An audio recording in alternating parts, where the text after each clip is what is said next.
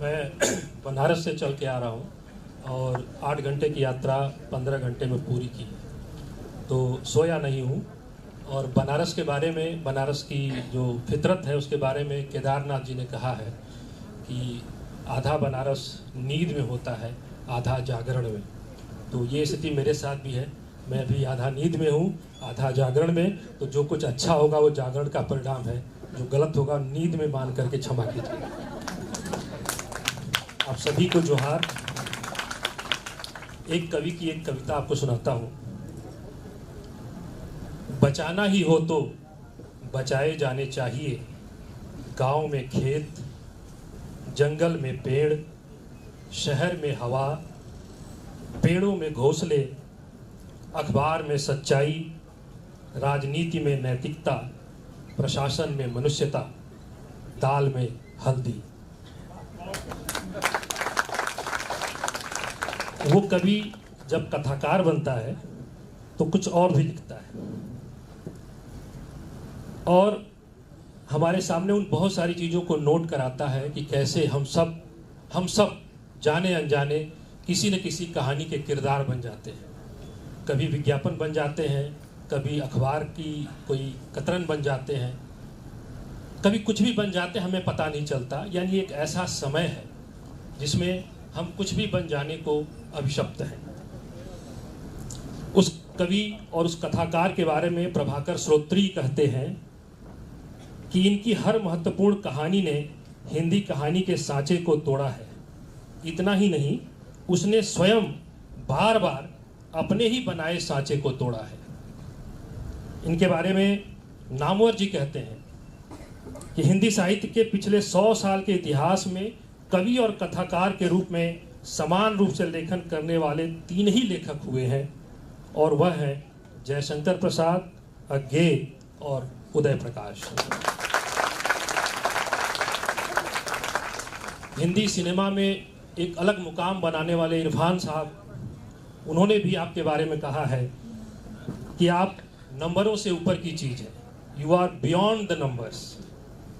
और दुनिया के किसी भी रचनाकार ने मुझे उतना नहीं छुआ जितना उदय जी की रचनाओं ने छुआ है। तो दिल खोल के अपने महबूब कथाकार का स्वागत करें। ये जमशेदपुर, ये सरायकेला, ये पूर्वी सिंहभूम, ये पश्चिमी सिंहभूम।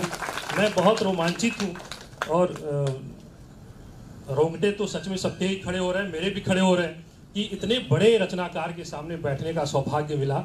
मैं छाप का आभारी हूँ, इसके आयोजकों का आभारी हूँ, और एक खास व्यक्ति का विशेष आभारी हूँ जिसके बारे में मैं इस कार्यक्रम के बाद बताऊँगा। तो सबसे पहले हम शुरुआत करते हैं, उदय प्रकाश जी से आपको इंट्रोड्यूस कराते हैं। आप जानते हैं उनके बारे में, लेकिन उनके मुंह से सुनेंगे कि झारखंड से आपका रिश्ता क्या है।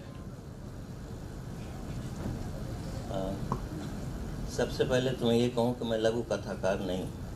होता क्या है कि अंग्रेज़ी में जब शॉर्ट स्टोरीज़ कहते हैं तो उसका अनुवाद लघु कथा हो जाता है। तो इसको मैं कई बार देख चुका हूँ, और कहानियाँ छोटी भी हों चाहे बड़ी भी हों, वो कहानियाँ ही होती हैं।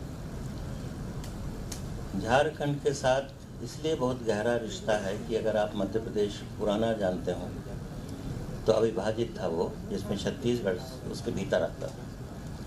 ये राज्यों को बांटने की, तोड़ने की, भाषाओं के आधार पर पहले, फिर और अन्य कारणों से जो टुकड़े होते रहे, उनका परिणाम है कि आज बहुत सारे राज्य अलग हैं, और उनकी शायद आइडेंटिटी भी डेमोक्रेटिकली अलग हो गई है। पहले ऐसा कुछ नहीं था। बचपन में हम लोग इसी पलामू, डाल्टनगंज में आते थे, खूंटी आते थे। चक्रधरपुर में मेरे फूफा थे और रेलवे मजिस्ट्रेट थे, उनके बेटे यहीं पलामू में पहला अपॉइंटमेंट हुआ था 1959 के बाद। और बिरसा मुंडा को माना जाता है, सभी लोग जानते हैं कि उसकी डिस्कवरी, उसकी खोज उन्होंने ही की थी। तो सबसे पहले तो ये होता है कि किसी भी आदिवासी या किसी भी समुदाय को समझने के लिए, जानने के लिए, उसके जो कथाएं हैं, उसके जो किस्से हैं, या उसके जो गीत हैं, संगीत हैं। और होता क्या है कि आप कोई भी एपिक उठाएं, महाकाव्य उठाएं, एक नैरेटिव होता है उसमें। तो यहाँ का भी एक नैरेटिव था जिसको जान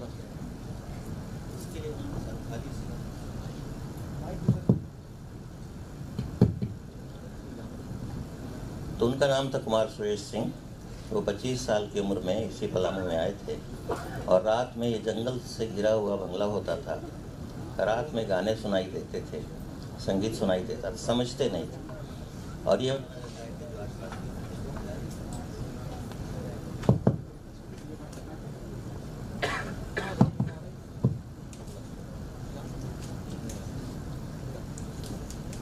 तो होता क्या है कि संगीत की एक अलग भाषा होती है और अलग सम्मोहन होता है। और यह भी माना जाता है कि बहुत सारे आदिवासी समुदाय, उनका जो संगीत है उसमें 7 सुर नहीं है, ऑक्टेव नहीं है, 3 या 4 सुरों में ही वो संगीत पैदा करते हैं।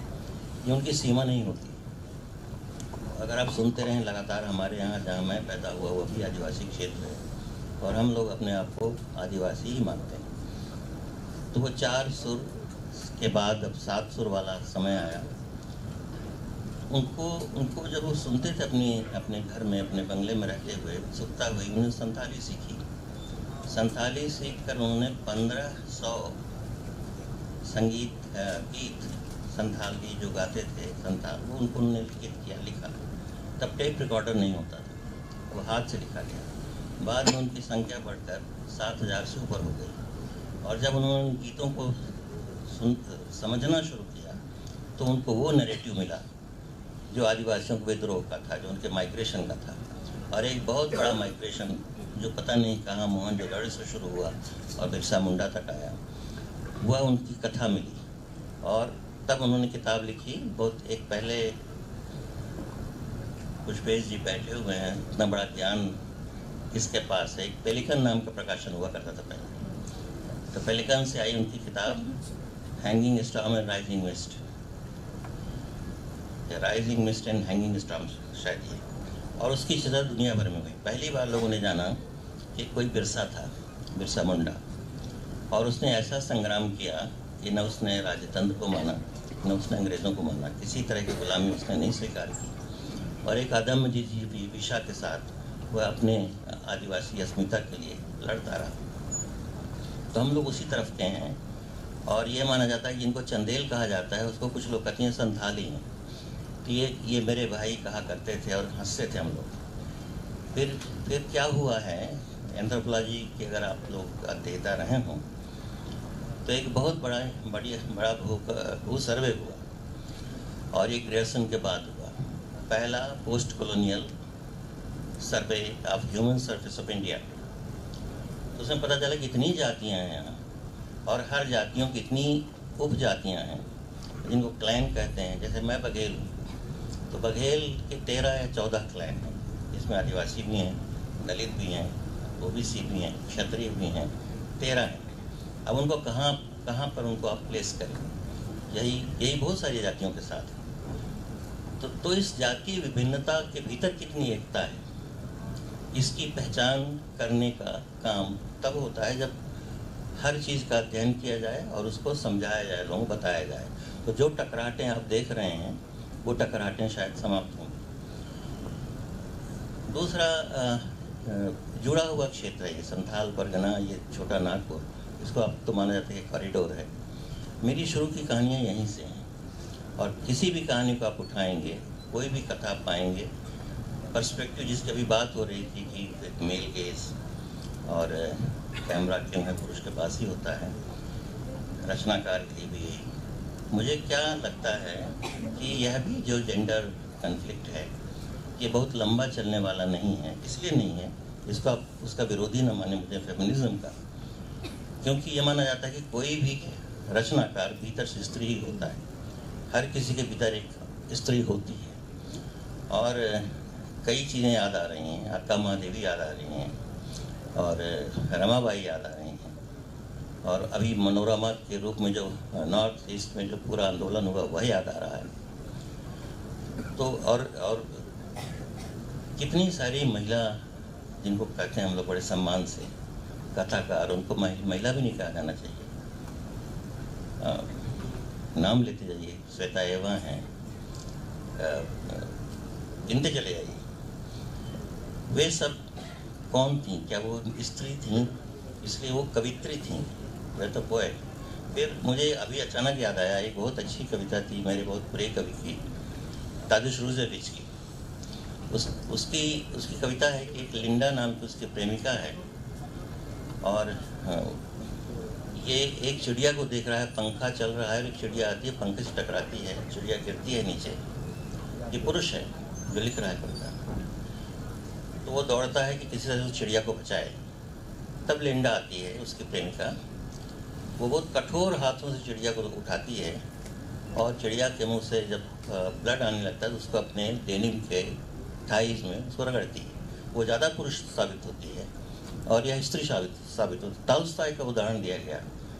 यह बताइए कि तालस्ताय घर से भागे थे और अपनी पत्नी से डर के भागे थे, और उनकी जो मृत्यु हुई वो एक, और उनको किसने पहचाना है? एक रेलवे प्लेटफॉर्म में एक बेंच में बैठे हुए थे, बुखार था उनको, और टेम्परेचर बहुत नीचे गिर चुका था। एक रेलवे मास्टर ने पहचाना कि टॉल्स्टाय हैं, उनको उठा के अपने घर ले गया। फिल्म देख लीजिए, उनको फिल्म में बोली। टॉल्स्टाय ने कहा कि सबको बताना, मेरी वाइफ को मत बताना। और वो आई।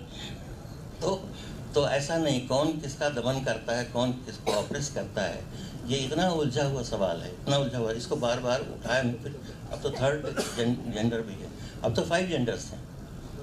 और मैं देख रहा था एक बार कि अभी जो डेविड बैठे हुए थे, तो ये माना जाता है कि फेमिनिस्ट जो हैं वो फ्यूडल एजेस के हैं, ये सामंती समय के हैं। और आप देखेंगे जो फेमिनिस्ट हैं अमेरिका या वेस्टर्न कंट्रीज़ में, वो काफ़ी रिटायरमेंट के आसपास पहुंचने वाले प्रोफेसर और स्कॉलर्स हैं, क्योंकि जो यंगस्टर्स हैं उनकी लड़ाइयाँ टॉयलेट को लेकर के हैं। तो कोई ही शी है, कोई शी ही है, कोई ही शी है, कोई शी ही है। तो इतना मल्टीप्लिकेशन होता चला जाएगा, और हम इसको किस रूप में देखें? उसको हम टकराहट का विषय बनाएं, या ये कोशिश करें कि इनके भीतर से कोई ऐसी एक क्रिएटिविटी पैदा हो जिससे लगे कि नहीं, हम सब कहीं ना कहीं एक ही सुर में एक ही तरह का संगीत गा रहे हैं।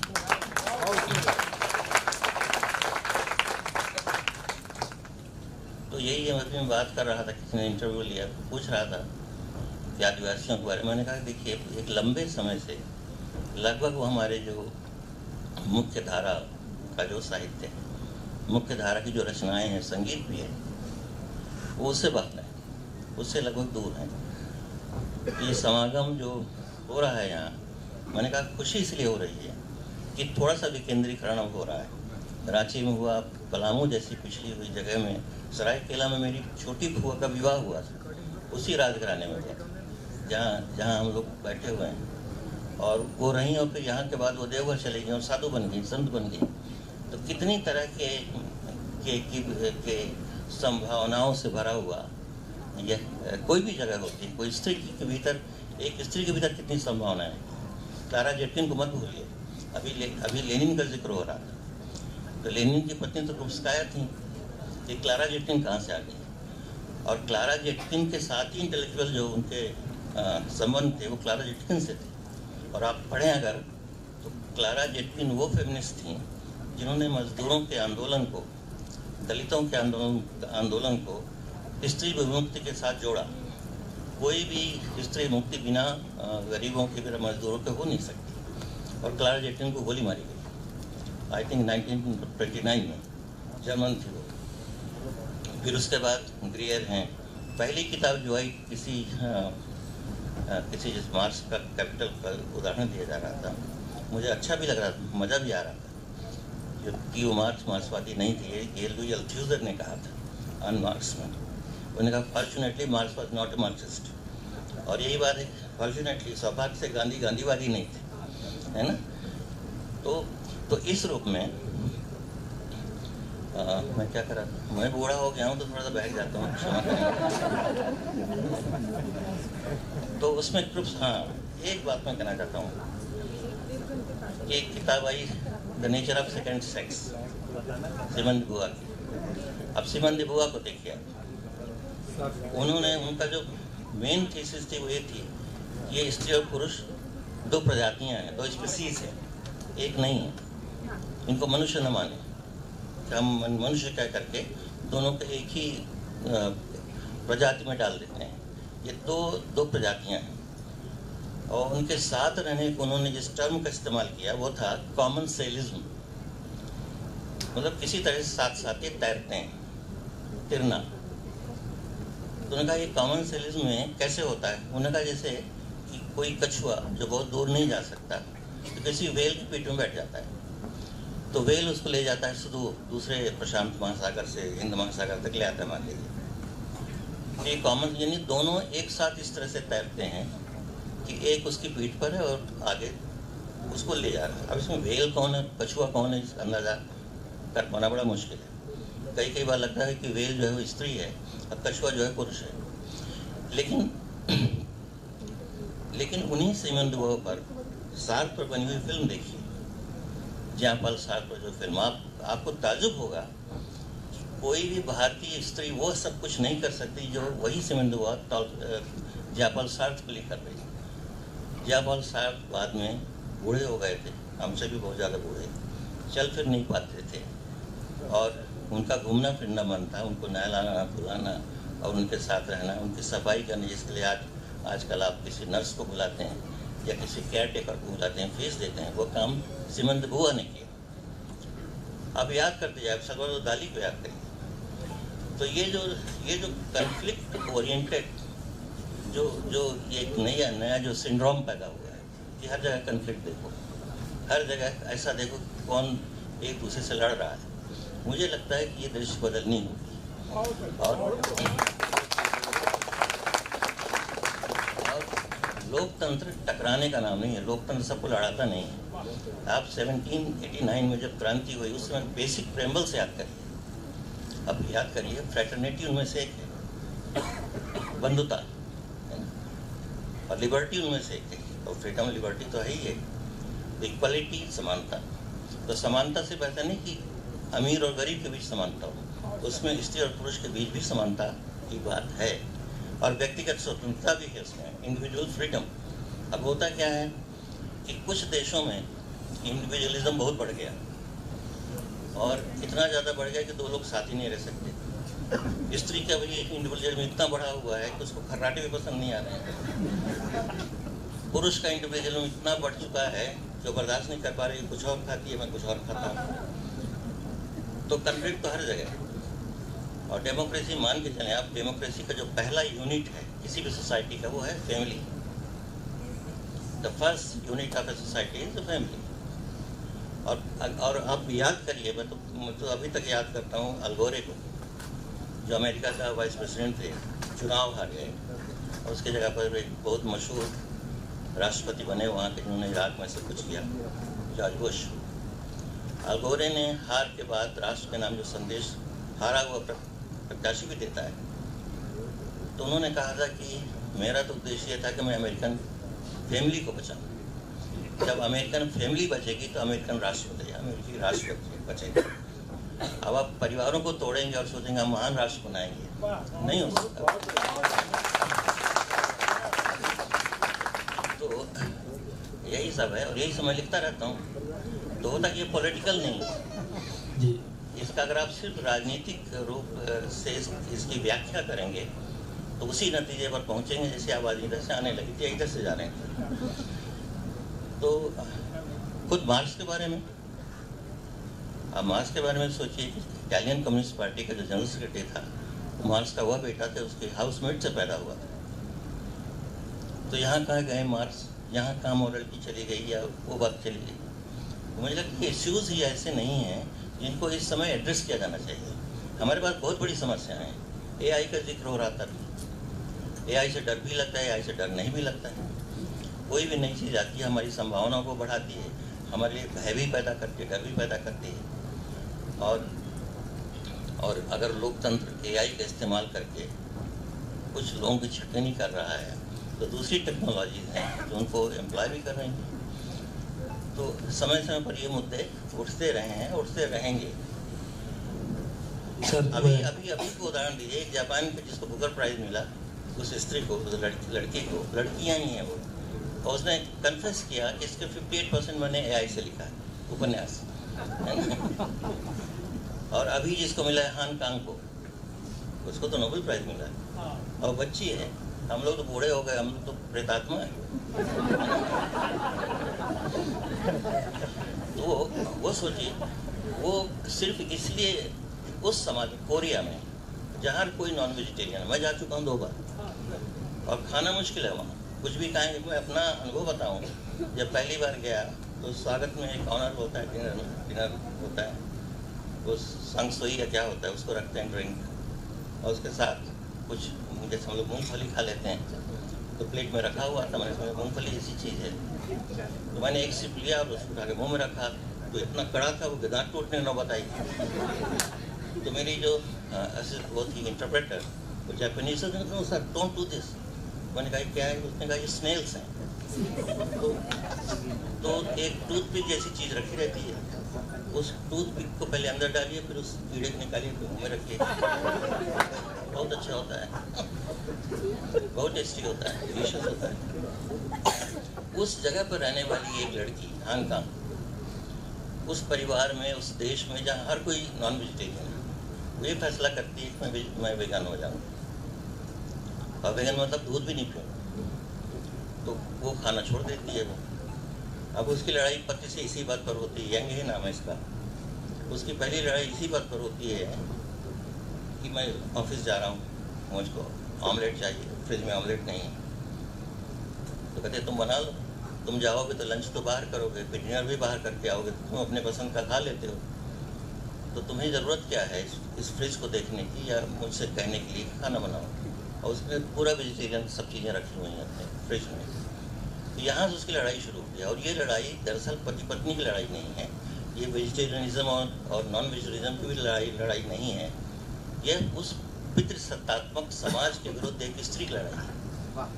और इस रूप में भी देखा जाना चाहिए कि एक छोटी सी चीज़ एक औरत को इतना बड़ा बना देती है, छोटा सा विद्रोह। तो मुझे लगता है कि लड़ाई स्वतंत्रता की शुरुआत जो होती है बहुत छोटी घटना से होती है। अब कहते हैं ना कि महाभारत में द्रौपदी हंस पड़ी, भीष्म पितामह को देखी। भीष्म पितामह जब शरसैया में थे और सब लोग उनसे उपदेश लेने आ रहे थे, तो द्रौपदी आई और हंस पड़ी। तो उन्होंने कहा कि सभी नाराज हुए कि हंसी की, अपमानित किया भीष्म पितामह को।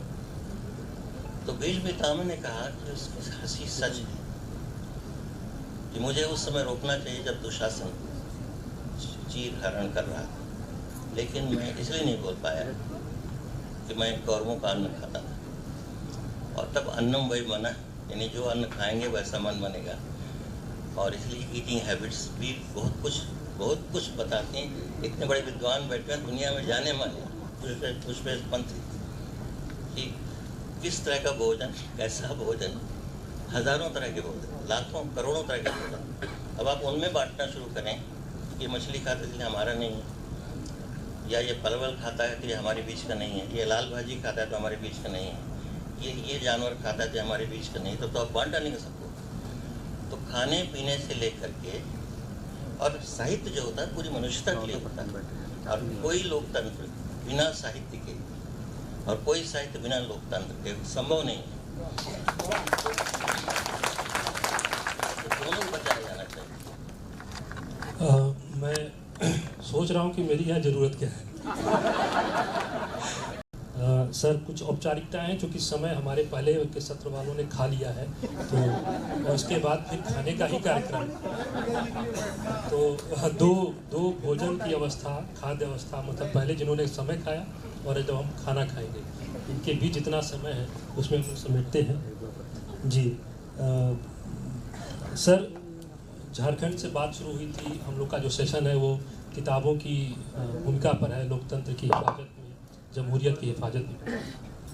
और हम जानते हैं, इतिहास जानता है कि किताबें कितना असर करती हैं। के सच्चिदानंदन की किताब आई है द वर्ड्स मैटर, और उसमें उन सारी आवाज़ों का जिक्र है जिनकी चर्चा चल रही थी, कलबुर्गी साहब की, पानसरे साहब की, गौरी लंकेश की। और ये ट्रेजेडी तो है कि शब्द इतना असर कर सकते हैं कि हत्या जैसी घटना भी हो सकती है। सर, आपने अपनी कहानी है अंधा, उस कहानी की पहली पंक्ति है कि कौन कहता है कि सोचने से कुछ नहीं हो सकता। सर मैं चाहूँगा कि सोचने से क्या क्या हो सकता है, लोकतंत्र में क्या क्या हो सकता है, इस पर आप अपनी बात रखें। अंधा कहानी लोगों ने पढ़ी, हाँ, लेकिन मैं बताना चाहता हूँ और आप सब लोगों के सामने इस बात को रखना चाहता हूँ कि एक ऐसा व्यक्ति था, एक दौर आया था, हम लोग भी खतरों में घिरे हुए थे और एक क्रिपल थे, एक ऐसे जिनकी मोबिलिटी नहीं थी, जो एक कुर्सी में व्हील चेयर में बैठे रहते, जैसे हॉपकिंस बैठा रहता था और उसने जिसने हिस्ट्री ऑफ टाइम किया, तो अभी ऐसा ही था। उनकी अभी शायद इसी हफ्ते मृत्यु हुई है इस व्यक्ति की, उसका नाम ले लूँ, जी साइना। उनको डीयू में थे वो, अब वो जो कहीं जा नहीं सकता, कहीं आ नहीं सकता, जिसको उठाने चलाने के लिए भी लोग चाहिए, उसकी फैमिली परिवार उसकी देखभाल करे, उसको आपने इतना ख़तरनाक मान लिया कि उसको उठा के जो सेलुलर सेल है, क्या कहते हैं उसको, कन्फाइनमेंट, उसमें रख दिया। उसमें रखा तो इसका मतलब कि उसकी कोई देखभाल करने वाला नहीं रह गया। परिवार से कितनी बड़ी यंत्रणा यातना उसकी रही होगी। तो वो क्या करता था, वो सिर्फ सोचता था, और सोचना बहुत खतरनाक होता है, क्योंकि आप न सोचें कि कोई, ये बिरसा मुंडा के बारे में कहा जाता है, किताब में है कि वो जहाँ पर उनका म्यूज़ियम है, उस चट्टान के पीछे बैठे हुए चुपचाप सोच रहे थे, वो लड़ते हुए नहीं पकड़ा गया था उन्हें। तो सोचना सबसे बड़ा संग्राम के लिए, दर्शन को जिसको फिलॉसफी कहते हैं, उसको आप क्यों पढ़ते हैं? कृष्ण से बड़ा फिलासफर तो नहीं माना जाता कि कोई रहा होगा जिसने वॉर को संभव बनाया, है ना। तो सोचना इस कहानी में वही है, अंधा, कि अंधा कौन है, वो कानून है या वो व्यक्ति, इसमें मैंने उसको अंधा बनाया है जो क्रिपल्ड है। तो इस रूप में मुझे लगता है कि कानून को अपनी आंखें हासिल कर लेनी चाहिए, क्योंकि न्यूयॉर्क में भी पट्टी बन गई है।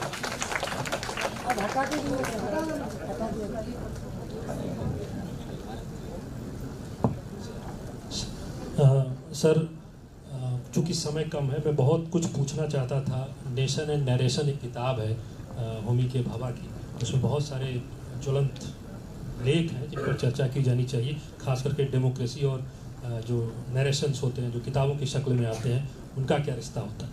लेकिन मैं उसको उस लोभ को समेटता हूँ और बिल्कुल अंतिम बात की तरफ बढ़ते हुए, आपका जो अद्यतन कहानी संग्रह है अंतिम नींबू मेरे हाथों में है, और ये कोरोना काल में और कोरोना महामारी के दौर में लिखा है, और कहीं न कहीं इस कहानी के केंद्र में कोरोना है, महामारियों का समाजशास्त्र है, महामारियों का ग्लोबल जो समाजशास्त्र है, अर्थशास्त्र है, वो सब कुछ इसमें शामिल है। सर ये भी एक संयोग है कि आपकी जो नैरेटिव टेक्निक है, जो आपकी जो किस्सा गोई है, उसमें अंतिम शब्द बार बार आता है, जैसे और अंत में प्रार्थना एक शीर्षक है, अंतिम नींबू एक कहानी है आपकी आवरण, जिसमें अंतिम का जिक्र आता है कि वो अंतिम आदमी था, अंतिम शीर्षक कुछ ऐसा था। तो ये अंतिम से इतना आपको क्यों लगाव है, और लोकतंत्र में अंतिम के क्या मानी आपके लिए?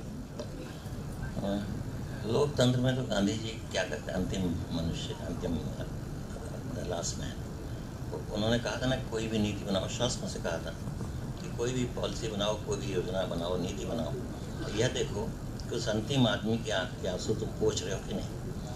तो अंतिम को तो देखना चाहिए। मार्क्स का जो सर्वहारा है वो क्या है, लास्ट में, तो अंतिम की ओर तो देखना ही चाहिए। और दूसरा क्या पूछा था? समाज शास्त्र, अगर आप देखिए, हाँ बोले, ये ऐड करना चाहता हूँ सर कि जैसे कोरोना का संदर्भ था हम लोग के पास, कि कोरोना को जितना नेचुरल माना गया उतना ही शायद इसको पैंडेमिक की जगह कई एक थ्योरी है कि प्लैंडेमिक भी था, प्लान तरीके से था, और इसको कह सकते हैं कि नरसंहार था दुनिया भर में, पॉपुलेशन की थ्योरी वगैरह वगैरह बहुत सारी बातें हैं। तो उन पर तो चर्चा नहीं करेंगे, ये चूँकि अलग तरह का मसला है। लेकिन ये बताएं सर कि क्या जो ग्लोबल घटनाएं घटती, जैसे इजराइल और ये हमास वाला जो युद्ध है, या हम लोग इसी पर पहले बात कर लें। ये इस कहानी पर अंतिम नींबू जो है, मैं इसके बारे में आप सबको मज़ा आएगा थोड़ा सा। वो यूँ हुआ कि इंडिया टुडे का अंक निकल रहा था, और मैं लिखता भी हूँ, पत्रकार भी हूँ कभी कभी। तो हमारे एक मित्र हैं वहाँ पर, शिवकेश मिश्र जी, तो उनका है कि एक लेख लिख दीजिए आप कोरोना पर। तो मैंने कहा कि लेख की बजाय क्या मैं कहानी लिख सकता हूँ? तो बड़े खुश है, मैंने कहा लिख दीजिए। वैसे जनरल जो इश्यूज़ होते हैं इंडिया टुडे से, उसमें कहानियाँ नहीं छपती। तो मैंने कहानी लिखी, और कहानी में आप जानते हैं बहुत सारे तथ्यों को मिलाया जाता है, कल्पना की जाती है, चीज़ें पकाई जाती हैं। तो कुछ घटनाएं हुई थी, आपको याद होगा कि ईवान में ही 5G तब नहीं आया था, आने वाला था। तो 5G के लिए वो सम्मेलन हुआ था, जहाँ हमारे देश से भी गए थे प्रधानमंत्री। और वो ईवान में ही ये घटना पहले घटी कि वहाँ से ये वायरस, जिसको कोविड या कोरोना कहा गया, वो आया। तो क्या वहीं बनाया गया, चाइना में किसी लैब में तैयार किया गया इसको धीरे धीरे? चीन में लोग शंघाई में बहुत मरे, ईवान में बहुत मरे। और तो यानी ये लगा कि कोई एक तरह का WMD है। लेकिन दूसरी तरफ और भी चीज़ें आने लगी समझ में कि जब खुदाई हुई, माइनिंग हो रही है बहुत, उसमें ब्राज़ील में चल रही थी। तो धरती के ऊपर जितना हम गए उससे कम ही धरती के नीचे अभी तक गए हैं। और वहाँ भी जा पाना कई बार संभव नहीं हो पाता है। और यह भी माना जाता है कि कई इस पृथ्वी के नीचे कई सतहों पर अभी भी बहुत सारे ऑर्गेनिजम्स जो हैं वो इनर्शिया में हैं, आप उनको जाके एक्टिवेट कर देते हैं। तो ये आया कहाँ से? अब उस समय कोई भी प्रधानमंत्री होता है, राष्ट्रपति होता है, सब कंफ्यूज रहते हैं। तो समझ में तो नहीं आ रहा था इससे निपटें कैसे, क्योंकि इसका कोई वैक्सीन नहीं था पहले।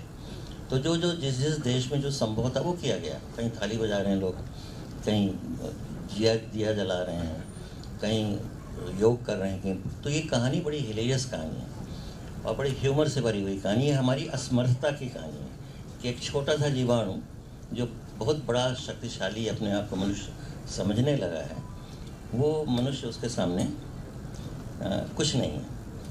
और इस कहानी का जो केंद्र है वो ये भी आप समझेंगे, पुष्पेश जी भी समझेंगे, आप लोग भी समझेंगे, वो बोर्खेस की कहानी है और अद्भुत कहानी है। तो उसमें ये हुआ था कि श्रीलंका में कभी कहा गया कि कुछ दैत्य पैदा हो गए।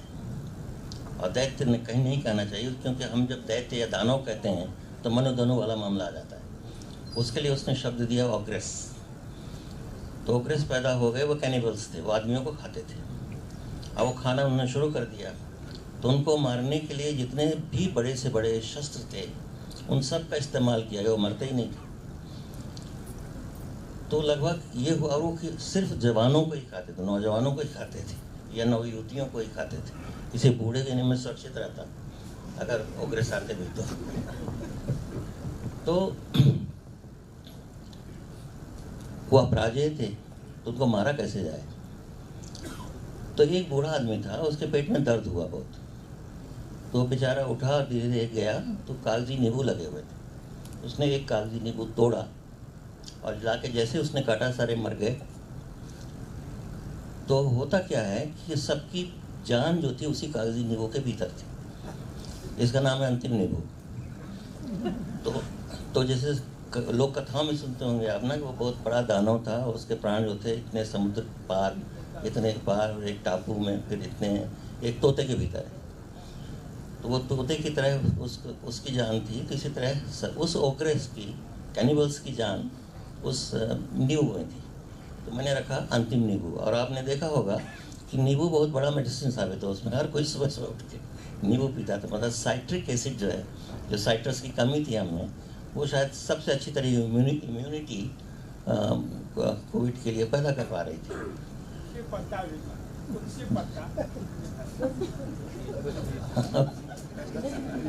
वो भी ठीक है, वो भी ठीक है।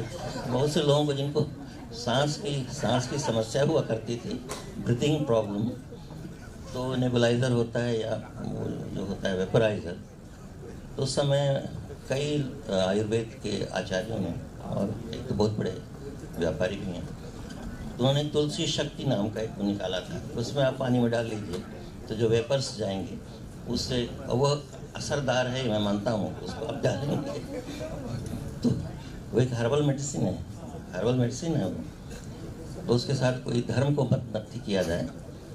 तो जैसे संस्कृत के बारे में भी बातचीत चल रही थी कि संस्कृत तो विज्ञान की भाषा थी, वो ज्ञान का सारा ट्रेजर संस्कृत में है। अभी ओपेनहाइमर फिल्म देखिए, उसमें वो संस्कृत पढ़ता है। हंड्रेड्स ऑफ सॉलिट्यूड में जो कर्नल बुंदी है वो संस्कृत पढ़ते हैं। तो उसको आप किसी धर्म से जोड़ देंगे और उसको सिर्फ मिथकों के अंधविश्वासों की भाषा बनाएंगे तो वो गलती होगी। तो मुझे लगता है संस्कृत पढ़नी चाहिए और संस्कृत का जो ज्ञान है वो सब प्राप्त करना चाहिए। बहुत धन्यवाद सर। मेरे पास बहुत सारे सवाल है, कोरोना को लेकर के ही 50 सवाल है, लेकिन मैं नहीं पूछूंगा क्योंकि जनता मुझे पीटेगी, समय हो गया है। इसलिए मैं सीधे निवेदन करता हूं आप सभी सुधी विद्वान श्रोतागण दर्शकगण से कि आप अपनी जिज्ञासाएं सर से जिज्ञासा के रूप में रखें। स्वागत है।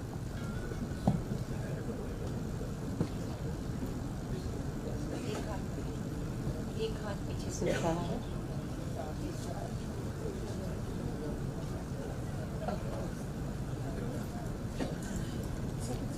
Good morning, sir.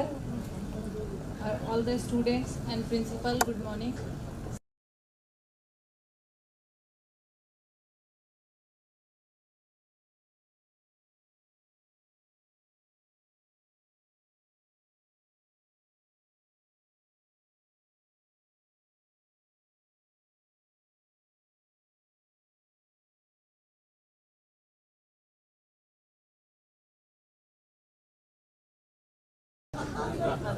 नहीं, ये जो बनारस की समस्या है ये भी मुझसे बेहतर सर ही बता सकते हैं। मैं बता देता हूँ। और केदार जी की कविता आपने उद्धृत की थी और आपने कहा आधा लेखक भी जो होता है ना वो आधा सोता ही है और सोता है तभी सपने देख सकता है, और जो जागे हुए सपने होते हैं वो जबरदस्त तरीके से हामी भरी जा रही है।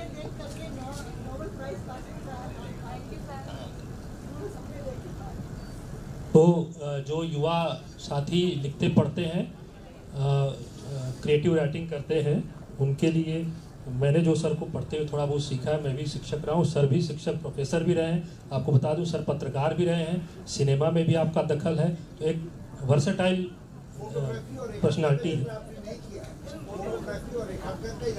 बिल्कुल,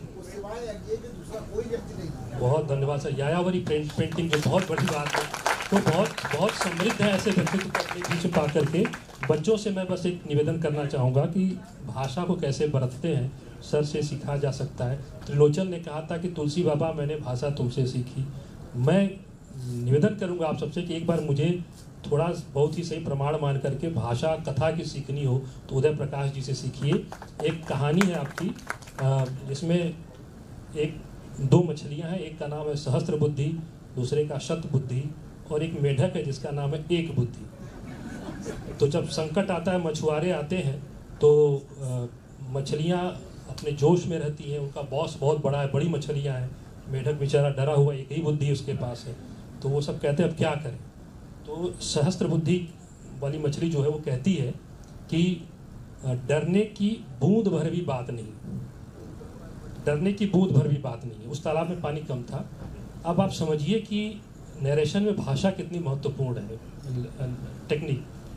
इसको यह भी कहा जा सकता था कि डरने की जरा भी बात नहीं है, रत्ती भर भी बात नहीं है, लेकिन चूंकि मछली कह रही है और पानी की बूंद का सवाल बड़ा सवाल है, आश्वस्त कर रहा है कि डरने की बूंद भर भी बात नहीं। ऐसे बहुत सारे पूरा इंसाइक्लोपीडिया है आपका कथा लेखन। हम बहुत समृद्ध हुए हैं सर, आपको अपने बीच पा करके आपके चरणों में नमन है पूरा। आप तो इस आपकी बुआ यहाँ की है, तो आप लाडले हैं इस सरायकेला खरसावा के। हम आपको अपने दिलों में दिखाते हैं और स्वागत करते हैं और इस समृद्ध सेशन के लिए बहुत बहुत धन्यवाद करते हैं। एक सवाल हम लेना चाहेंगे। एक कोई और सवाल आ रहा था मैडम। प्लीज सर सवाल ये था कि आज जो डिजिटल इंडिया की बात कर रहे हैं, डिजिटल युग में हम हैं, तो डिजिटल युग में जो ऑनलाइन संसाधन जो ई बुक्स है वो ज्ञान के लोकतंत्रीकरण को कैसे बढ़ावा दे रही है और वो युवाओं को कैसे प्रेरित करे, क्योंकि आज डिजिटल बुक का जमाना आ रहा, किताबें लोग नहीं पढ़ते लेकिन ई बुक्स पढ़ते हैं, वो कैसे युवाओं को प्रेरित कर सकते हैं और उस पर आपके क्या विचार है? नहीं, देखिए ई बुक्स बहुत पहले आ चुके थे और ई बुक के आने से यानी डिजिटल बुक्स के आने से एक फ़ायदा ये हुआ, कई रूपों में आप सोचिए कि एक जो निर्भरता थी भौतिक चीज़ों पर, मटेरियल पर, कागज़ लाइए, कागज़ कहाँ से आते हैं, पेड़ों को काटिए, है ना, फिर पेड़ कैसे बनते हैं, उसका लिग्निन बनाइए, केमिकल्स डालिए, सोडा लगा, सोडा फैक्ट्री लगाइए, पोल्यूट करिए, पेड़ काटेंगे तो एफॉरेस्टेशन होगा, जंगल कट जाएंगे, उनके कटने से वन्य प्राणी समाप्त हो जाएंगे। ये सब किताबों के लिए हो रहा था और एक बहुत बड़ा मैसिव इंडस्ट्री पैदा हो गई थी बुक्स की। डिजिटल के आने से ये हुआ पहली बार कि वो निर्भरता नहीं रही। अब ऐसा नहीं कि हर किताब छपाई ही जाए और उसकी यानी मेरी तो कविता ही है कि एक कविता पढ़ने में अगर आपको 3 मिनट लगते हैं तो आप सोच के देखिए कि उन 3 मिनट में दुनिया में क्या क्या हो जाता है, कितने बच्चे भूखे मर जाते हैं, कितने सारी चीज़ें। तो डिजिटल आने से, ई बुक के आने से एक तो निर्भरता घटी, दूसरी इसकी अवेलेबिलिटी बढ़ गई। आप महात्मा गांधी का आत्मकथा पढ़ें, सत्य के प्रयोग, तो आपको शायद 200 या 300 रुपये मिलेगा बाज़ार में, 12 रुपये मिलेगा वहाँ, तो बहुत कीमत कम हो गई। अभी ज़रूर है कि ई बुक्स सबके पास नहीं हो सकते, थोड़ी से वो महंगे होंगे, 4-4.5 हज़ार शायद कीमत होगी उनकी, 5,000 होगी। लेकिन अगर आप किताबों की कीमत देखें बाज़ार में तो अब मिशेल फूको की देखिए तो वो लगभग 13,000 पड़ता है तीनों वाले में, तो सस्ता है। तो ई बुक के और बच्चे जा रहे हैं, अब तो ई बुक की भी ज़रूरत नहीं है, तो आप अपने ऐप्स में ही डाउनलोड कर सकते हैं, सब पढ़ सकते हैं, तो उसका अच्छा असर पड़ेगा। बड़े से बड़ा साहित्य बहुत कम